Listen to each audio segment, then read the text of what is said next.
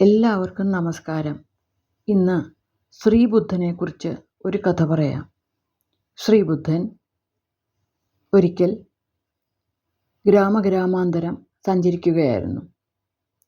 ഒരു ഗ്രാമത്തിലെത്തിയപ്പോൾ അവിടെ കുറച്ചു ദിവസം താമസിച്ച് തൻ്റെ ദർശനങ്ങൾ ഗ്രാമവാസികൾക്ക് പകർന്നു കൊടുക്കുവാൻ തീരുമാനിച്ചു. ബുദ്ധൻ്റെ ആഗമന വാർത്ത അറിഞ്ഞ് ഗ്രാമവാസികൾ കൂട്ടം കൂട്ടമായി അദ്ദേഹത്തിൻ്റെ പ്രഭാഷണങ്ങൾ കേൾക്കാനായി എത്തിച്ചേർന്നു.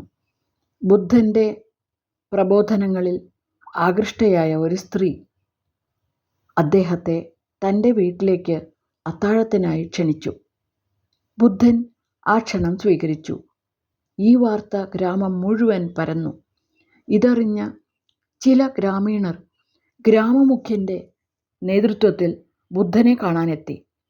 അവർ ബുദ്ധനോട് പറഞ്ഞു, ആ സ്ത്രീ സ്വഭാവദൂഷ്യമുള്ളവളാണ്. ഈ ഗ്രാമത്തിലെ പല പുരുഷന്മാരുമായും അവൾക്ക് ബന്ധമുണ്ട്. അവൾ ഈ ഗ്രാമത്തിന് തന്നെ അപമാനമാണ്. താങ്കൾ ദയവു ചെയ്ത് അവളുടെ വീട്ടിൽ അത്താഴത്തിന് പോകരുത്. ഒരു സന്യാസിവര്യനായ താങ്കൾക്ക് അത് ചീത്തപ്പേരുണ്ടാക്കും. ബുദ്ധൻ ഗ്രാമമുഖ്യൻ്റെ ഒരു കൈ മുറുകെ പിടിച്ചു. എന്നിട്ട് കൈ കൊട്ടാൻ പറഞ്ഞു. അയാൾ അതിശയത്തോടെ ചോദിച്ചു, അതെങ്ങനെ സാധിക്കും? താങ്കൾ എൻ്റെ ഒരു കൈ മുറുകെ പിടിച്ചിരിക്കുകയല്ലേ? അപ്പോൾ ബുദ്ധൻ പറഞ്ഞു, ശരിയാണ്, 2 കൈയും ചേർത്തടിച്ചാലേ ശബ്ദമുണ്ടാവുകയുള്ളൂ. ആ സ്ത്രീയുടെ സ്വഭാവദൂഷ്യത്തിന് അവൾ മാത്രമല്ല കാരണം, ഈ ഗ്രാമത്തിലെ പുരുഷന്മാർ കൂടിയാണ്. നമുക്ക് ഒരു നല്ല സമൂഹം കെട്ടിപ്പടുക്കണമെങ്കിൽ ആദ്യം നാം നന്നാവണം.